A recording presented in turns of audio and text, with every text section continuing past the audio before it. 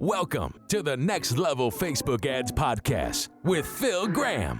We help you master Facebook ads and give you an unfair advantage over your competition. Are you ready? Let's go. Hey, what's up, podcast family? Welcome to the Next Level Facebook Ads Podcast, episode 313. I'm Phil Graham. Today, I'm going to be talking about maximizing your ad spend, and I'm going to share 4 small budget tips for Facebook ads. You can win even with small Facebook ad budgets, but it's not easy. You've got to be really good at what you do and stop listening to the get-rich-quick scammers. In fact, many times you have to be even better at running ads when you have a small budget than somebody that has a large budget to work with, because you have less room for error and you've got to be even smarter about your testing. But the good news is it's very doable for anyone and everyone. There are strategies and specific tactics that can work really well for smaller budgets and others that are more suited to large budgets. We handle both for clients.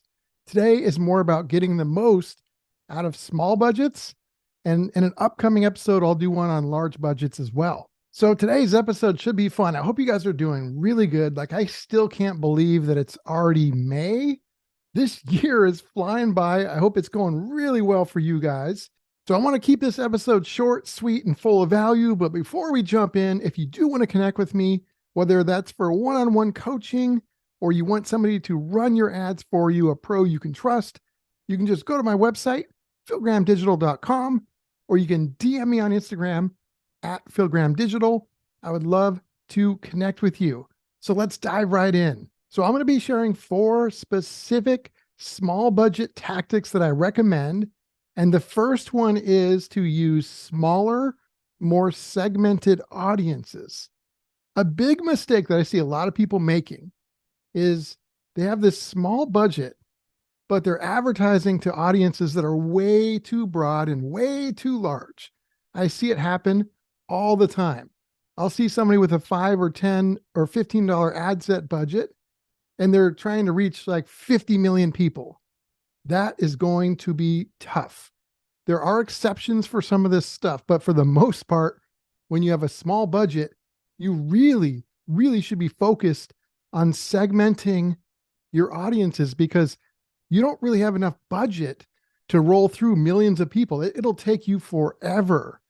And that's why you have to be really good at this stuff, because if you are, you're going to know exactly who your target market is, and you should be able to find them through Facebook, through their targeting mechanisms. So using that to your advantage, especially with a small budget, is huge. Now, if you've got a medium-sized budget or larger, then I always recommend doing both. Some large broad audiences as well as smaller segmented audiences. But with a small budget, I would highly recommend focusing mainly on smaller segmented audiences that are not tens of millions of people, and test just a couple things. Test like 1 or 2 interests, maybe a behavior and a demographic. You could have some audiences in the million range or even less than that, maybe 50,000 or 100,000 people if it's very specific. But the key is to really hone in on who your market is, who your ideal audience is, and find them through specific targeting options so that your audience is not too large. It can work extremely well. It definitely has for us. Number 2, when you're running ads, especially with small budgets, I recommend that you limit the amount of targeting options, especially when you're using interests. So for example, I do a lot of consulting and coaching, and I'll see people's ad accounts, and I'll see that they're targeting like 35 different interests in one ad set. And the problem with that is usually that's not effective, period. But even if it was, you wouldn't know which of the 35 are making it effective and which ones are wasting you money. So you really have no way to scale. And if it's not working, you might have a winner in that big group of interests, but you wouldn't even know it. You're kind of setting yourself up to fail when you do that.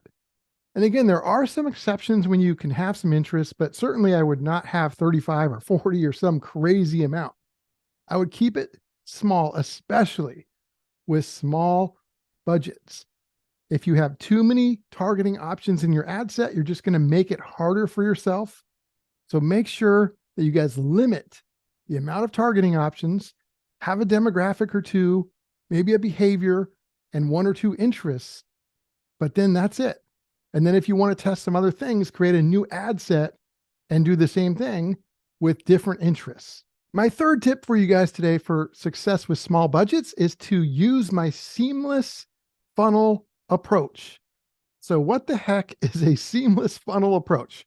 Well, when you're running ads, your ads typically are going to focus on certain hooks, certain pain points, or benefits of your product and service. Sometimes you're going to be targeting different people, like different types of avatars and different types of people that are your ideal clients, customers, and patients. And when you run these ads, you want to have a seamless experience for them. So that means we talked about earlier, having segmented audiences where you're really focused not on a large audience, but a smaller segmented audience. And that audience should be very specific to something, whether it's a interest or behavior or demographic or combination of things. So you start off with a segmented audience. The next step of the seamless funnel is to have segmented ad copy that matches who you're targeting. So for example, if you were targeting somebody that shops at Whole Foods and likes to do yoga, and you're selling a course on something else, then you would want to be talking about yoga in some way and bridging that to what it has to do with what you sell. And that would make sense to those people.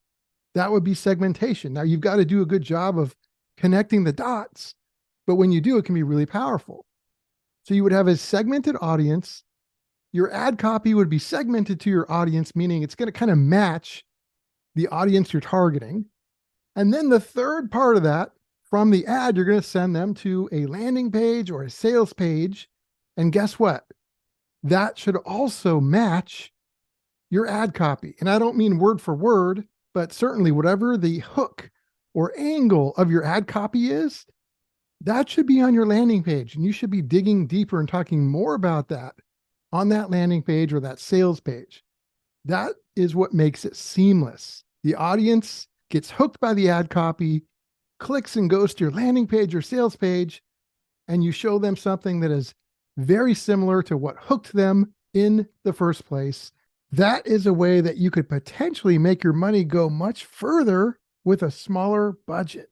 And last but not least, when you have a small budget, I recommend that you guys go all in on video ads. Video ads are so powerful because they give you multiple retargeting opportunities. Even if they don't leave Facebook, you can retarget somebody that watches your video. They accelerate the know, like, and trust factor. It's harder for competitors to copy when you're on video, whether that's you personally or somebody that works for you or with you, or you're showing something you've created or done. It's harder to copy that. And that can be so effective. Videos can do so good for people. They've done amazing for us. And yes, we still run plenty of image ads and carousels and all that stuff, which I still recommend. But with a small budget, you've really got to get the most out of it. And video ads can help you do that. What I would recommend is to really mix it up. Do a lot of normal video ads on Facebook and Instagram, but also test some story ads on Instagram, stories and reels. Those can be really effective. And when you're doing these video ads, remember, you want to educate, entertain, inspire, and differentiate in your videos. That will help you stand out from all the noise and from your competitors and everything else that's out there. Following these tips have been game changers for us and have made such a big difference, and I hope they will for you as well. Using smaller, more segmented, focused audiences and not wasting our money, limiting the amount of targeting options so that we're very precise and we can test much more quickly and easily, using my seamless funnel approach, and going all in on video ads, my friends. That's what I would recommend to you guys. I hope that was helpful. Let me know how this does for you. Email me, philgrahamdigital.com, You can find my email on there, or you can DM me on Instagram at Phil Graham Digital. I would love to hear how this is doing for you, or if you have questions as well. My friends, episode 313 is in the books. Thank you so much for listening. More great stuff on the way next week, and I will talk to you then. Peace out. Thanks for listening to the Next Level Facebook Ads Podcast. Please remember to subscribe and share this with all your friends. For show notes, more tips, and to learn more about Phil, please visit philgrahamdigital.com/podcast.